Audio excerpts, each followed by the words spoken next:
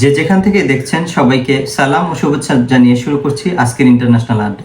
আজকে একটি বিষয় নিয়ে কথা বলবো, যে বিষয়টি হচ্ছে সাম্প্রতিক সময়ে ভারত বাংলাদেশের ট্রান্সশিপমেন্ট সুবিধা বাতিল করে এবং এটি নিয়ে বিভিন্ন প্ল্যাটফর্মে বিভিন্ন ধরনের নিউজ ছড়িয়ে পড়ে। তার মধ্যে অন্যতম হচ্ছে যে বাংলাদেশ এই ভারতের সিদ্ধান্তের কারণে বাংলাদেশ নেপাল এবং ভুটানের সাথে ব্যবসা বাণিজ্য করতে পারবে না, এরকম একটি খবরও ছড়িয়ে পড়ে। কিন্তু এই বিষয়টি আসলে সম্পূর্ণ ভুল, কারণ নেপাল এবং ভুটান হচ্ছে সম্পূর্ণ একটি ল্যান্ডলক কান্ট্রি। ল্যান্ডলক কান্ট্রি ডব্লিউটিওর একটি ওয়ার্ল্ড ট্রেড অর্গানাইজেশন।